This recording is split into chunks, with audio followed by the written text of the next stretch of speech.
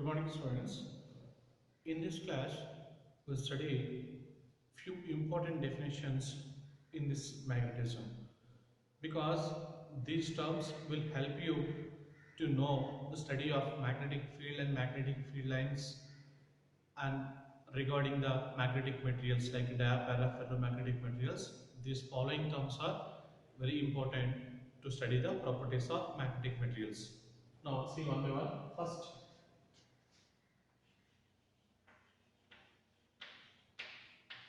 magnetic flux. The number of magnetic field lines passing through the surface is called as magnetic flux.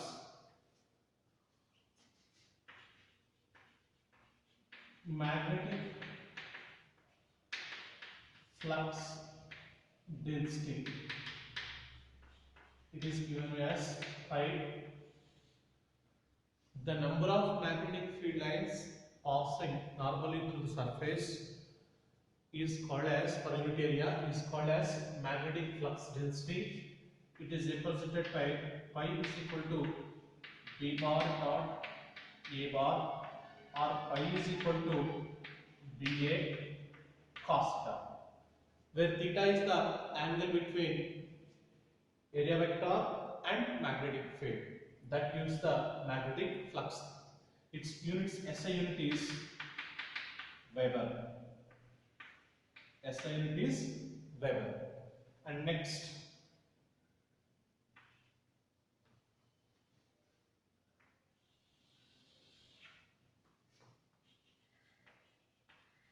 magnetization or intensity of magnetization. Intensity of magnetization, its symbol is M, capital M. Magnetization or intensity of magnetization. Now, if any substance, magnetic material, if it is keeping in a magnetic field, definitely magnetic dipole is developed in that material, and that material is behaves like a magnet. Now, by using that one, how a magnetic field, a substance is placed in a magnetizing field, how it can be magnetized, it is called as magnetization, or simply this magnetization we can define as it is nothing but magnetic dipole moment per unit value. So magnetic net magnetic dipole moment per unit value is called as magnetization, or intensity of magnetization is represented by symbol M. Now this M is equal to net dipole moment M by V, that you can write as a Qm into 2L, and this one you can write as a area into 2L. This 2L cancel. Now M is equal to, we can write Qm by A also, and its SI unit, dipole moment unit, ampere per meter square, ampere meter square, value meter cube, and finally here also SI unit you get ampere per meter you will get. So this is highly important, magnetization.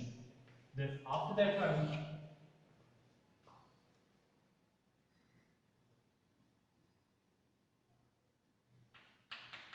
intensity of magnetic field. Intensity of magnetic field, this is represented with symbol H, or magnetic field intensity. Intensity of magnetic field or magnetic field intensity, symbol is H. Now this we can write as how a magnetic field can magnetizing a substance, it is called intensity of magnetic field, or it can also be defined as H is equal to B naught by mu naught. What is this B naught by mu naught?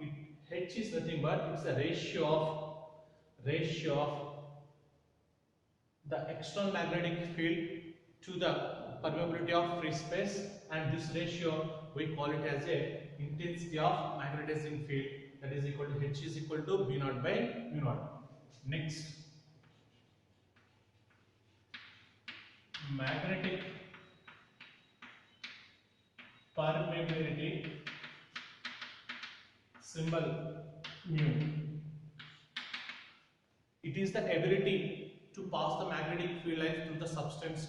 We call it as a magnetic permeability, or this is also can defined as mu is equal to, we can define as V by H. It is also defined as, it is also ratio of, it is also defined as ratio of the magnitude of magnetic field B to the intensity of magnetizing field, and simply B mu is equal to B by H, and this is called as magnetic permeability. Next, relative magnetic permeability. This is represented as mu R. This is nothing but permeability of medium to the permeability of free space. So mu R is equal to permeability of medium to the permeability of free space. This ratio we call it as a relative magnetic permeability.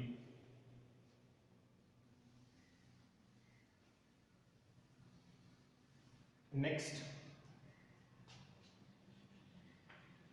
magnetic susceptibility. Magnetic susceptibility, the symbol is psi. It is defined as, it is the ratio of magnetization to the intensity of magnetizing field. So that is nothing but M by H. So susceptibility is defined as magnetization, ratio of magnetization to the intensity of magnetizing field, magnetic field. So simply psi is equal to M by H. Its SI units are no units. And later we will find the relation between all these three quantities, susceptibility and the relative permeability.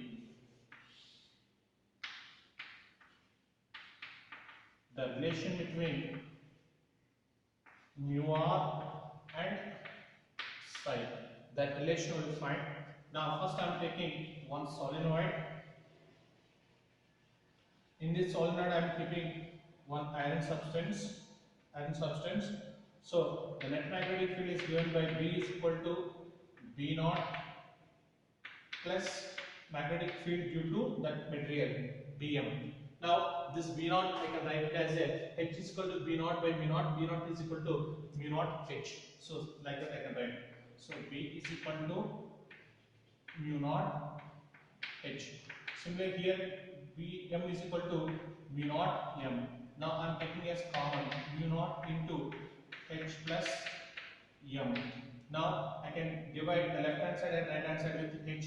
That is equal to B by H is equal to mu naught into H by H. It becomes 1. It will be M by H. Now B by H is nothing but mu. So there mu is equal to mu naught into 1 plus M by H, or mu by mu naught is equal to 1 plus M by H. Mu by mu naught is nothing but mu R. So that is acting as mu R is equal to that M by H I can write psi. So finally mu R is equal to 1 plus psi. This is gives the relation between mu R and psi. Now once again all of you try to understand each and every definition. First, what is the meaning of magnetic flux? Now what is the meaning of magnetic flux? See, the magnetic flux is nothing but a number of magnetic field lines passing, that we call it as a magnetic flux. What is the magnetic flux density? Magnetic flux density is the number of magnetic field lines passing normally per unit area of the substance. We call it as a magnetic flux density. That magnetic flux density is given by pi is equal to Ba cos theta, where theta is the angle between B and area vector. Now SI unit is Weber. After that one, the important one is magnetization or intensity of magnetization. So when the magnetic material is placed in a magnetic field, how it can magnetize the substance, that we call it as a magnetization. or intensity of magnetization, or simply you can write it as a m is equal to the net magnetic dipole moment per unit volume, and this gives the magnetization, and its SI unit is ampere per meter. And next, intensity of magnetizing field. Its symbol is H. Its symbol is H. And how a magnetic field can magnetize a substance is called as intensity of magnetizing field, or simply it is the ratio of B naught by B naught. B naught applied magnetic external magnetic field to the permeability of free space, and this ratio we call it as a intensity of magnetizing field. And next, magnetic permeability. It is nothing but it is defined as the ability to passing through the magnetic field lines to the substance. We call it as a magnetic permeability, or it is also nothing but it's a ratio of applied magnetic field to the intensity of magnetizing field, and this ratio we call it as a magnetic permeability. And relative magnetic permeability, it is nothing but ratio of permeability of medium to the permeability of free space. This we call it as a relative magnetic permeability. And finally, after that one, we know what is the meaning of magnetic susceptibility. The magnetic susceptibility is nothing but it is a ratio of magnetization to the intensity of magnetizing field m by h. This ratio we call it as a susceptibility, and it has no units. And finally, we know the relation between mu r and psi, and finally we got the relation mu r is equal to 1 plus psi. See here, I am taking one solid. In that solid, I am keeping one substance, and the total magnetic field is nothing but the applied external magnetic field due to this substance. And finally, we got the relation. So mu r is equal to 1 plus psi. See, student, in the previous class and this class, the main important questions, important definitions are: you have to know magnetic inclination, magnetic declination, horizontal component electromagnetic field, and from this lesson, especially the magnetization definition and intensity of magnetic field definition, permeability and magnetic susceptibility, and these four definitions and those three definitions, those are highly important. So everybody must learn these definitions, because if you know these definitions and next concept are based on these definitions only.